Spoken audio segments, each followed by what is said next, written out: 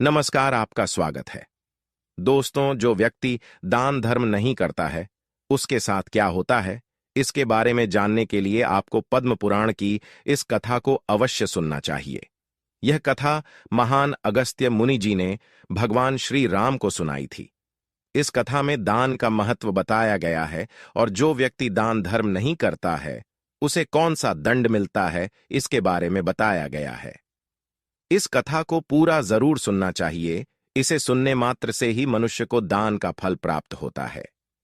तो चलिए शुरू करते हैं। त्रेता युग की बात है। उस समय एक बहुत बड़ा जंगल था। उस जंगल का आकार 100 योजन था, लेकिन उस जंगल में कोई भी पशु और पक्षी नहीं रहते थे। केवल वृक्ष और पेड़ पौधे ही थे। कोई भी पशु उस जंगल की तरफ नहीं जाता था।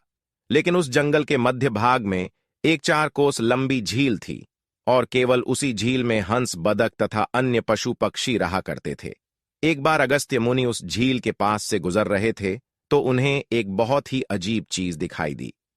उस झील के पास एक बहुत बड़ा आश्रम था जो बहुत पुराना हो गया था, लेकिन फिर भी अत्यंत सुंदर और पवित्र दिखाई पड़ रहा था। उस आश्रम में कोई भी साधु तथा तपस्वी नहीं रहता था। वह आश्रम पूरी तरह से खाली था। अगस्त्य मुनि एक रात के लिए उस आश्रम में ठहर गए और सुबह उठकर वे उस झील के पास चले गए तो उन्हें रास्ते में एक मुर्दा अर्थात लाश पड़ी हुई दिखाई पड़ी, जो शरीर से अत्यंत बलवान और हृष्टपुष्ट था, जिसे देखकर मालूम होता था कि वह किसी तरुण पुरुष की लाश है। उस लाश को देखकर अगस्त्य मुनि सोचने लगे कि यह कौन है, इसकी मृत्यु कैसे हो गई तथा वह इस जंगल में आखिर कैसे आया होगा। उस मरे हुए आदमी के बारे में जानने की अगस्त्य मुनि को जिज्ञासा हुई। तभी अचानक आकाश में उन्हें एक दिव्य विमान दिखाई पड़ा और वह दिव्य विमान उस झील के समीप आकर रुक गया और उस विमान से एक दिव्य पुरुष उतरा और वह उस झील में नहाने के लिए चला गया। झील में नहाने के बाद वह बाहर आया और उस मुर्दे का मांस खाने लगा। उसने भर पेट उस मोटे ताजे मुर्दे का मांस खा लिया और फिर से विमान में बैठकर स्वर्ग की ओर जाने लगा। तभी अगस्त्य मुनि ने उस दिव्य पुरुष को आवाज लगाई, हे दिव्य पुरुष, तुम कौन हो? तुम देवताओं के समान दिखाई पड़ते हो, किंतु तुम्हारा भोजन बहुत घृणित है। तुम मुर्दे का मांस क्यों खा रहे हो? ऐसा भोजन भला कोई देवता कैसे कर सकता है?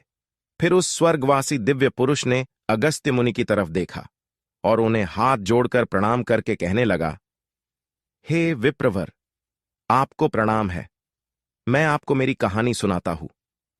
पूर्व काल की बात है। विदर्भ देश में मेरे महायशस्वी पिता राज्य करते थे। वे वसुदेव के नाम से तीनों लोकों में प्रसिद्ध थे और परम धार्मिक व्यक्ति थे। उनकी 2 पत्नियां थीं। उन दोनों पत्नियों से उन्हें एक एक करके 2 पुत्र हुए। मैं उनका सबसे बड़ा बेटा था। लोग मुझे श्वेत के नाम से जानते थे और मेरे छोटे भाई का नाम सूरत था। पिताजी की मृत्यु के बाद मुझे विदर्भ देश का राजा बना दिया गया और मैं वहां सावधानी के साथ राज्य चलाने लगा। राज्य करते हुए मुझे कई हजार साल बीत गए। फिर एक दिन मुझे वैराग्य हुआ और मैंने राजपाट का त्याग करने का निर्णय लिया और मृत्यु पर्यंत तपस्या करने का निश्चय करके मैं जंगल में रहने के लिए चला गया।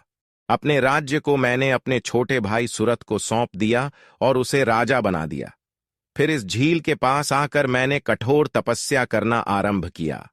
80,000 वर्षों तक मैंने इस जंगल में तपस्या की और उसी के प्रभाव से मुझे ब्रह्मलोक की प्राप्ति हुई। लेकिन ब्रह्मलोक पहुंचने के बाद भी मुझे भूख और प्यास अधिक सताने लगी।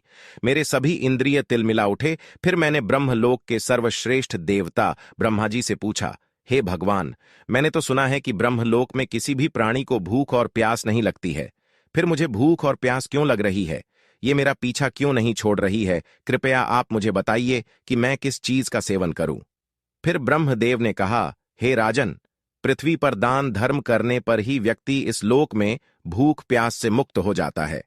लेकिन तुमने अपने जीवन काल में कभी दान नहीं किया, किसी भिखमंगे को भीख तक नहीं दी। तुमने राजमहल में रहकर भी द्वार पर आए अतिथियों को भोजन नहीं दिया। इसी कारण से तुम्हें यह पाप लगा है। इसीलिए तुम्हें ब्रह्मलोक में भी भूख और प्यास का कष्ट उठाना पड़ रहा है।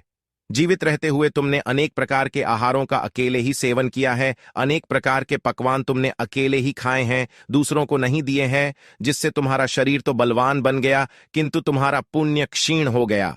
अब तुम्हारे लिए एक ही उपाय है, उस झील के पास तुम्हारा शरीर पड़ा हुआ है, तुम उसी का मांस खाकर अपनी भूख मिटाओ। ब्रह्मा जी द्वारा इस प्रकार से कहने पर राजा ने कहा, हे प्रभु, अपने शरीर का भक्षण कर लेने के पश्चात मेरा क्या होगा? उसके बाद मैं क्या खाऊंगा? मेरे खाने के लिए कुछ भी शेष नहीं रहेगा। कृपया कुछ ऐसा भोजन बताए जिसका भक्षण कर लेने पर भूख मिट जाए और जो कभी खत्म ना हो। तब ब्रह्मदेव कहते हैं, हे राजन, तुम्हारा शरीर ही मैंने अक्षय बना दिया है। उसे तुम रोज खाओगे फिर भी यह समाप्त नहीं होगा। वह दूसरे दिन फिर से ताजा हो जाएगा। इस मृत शरीर के अंग फिर से उग आएंगे और उन्हें तुम फिर खा सकोगे।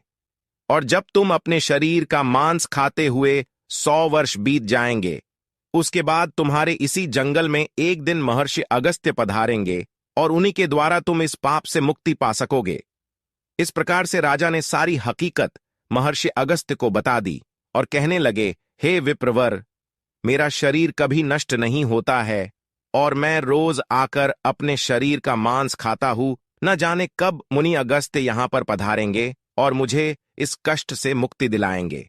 ऐसा सोचते हुए मुझे 100 वर्ष बीत चुके हैं और मैं आज भी उनकी राह देख रहा हूं। राजा श्वेत का इस प्रकार से कथन सुनकर महर्षि अगस्त्य बोले, अच्छा, तो तुम्हारे सौभाग्य से मैं यहां पर आया हूं। मैं ही मुनि अगस्त्य हूं, और बोलो मैं तुम्हारी किस प्रकार से सहायता कर सकता हूं। तब राजा अत्यंत प्रसन्न हुए और जमीन पर लेटकर महर्षि अगस्त्य के चरणों को वंदन करने लगे।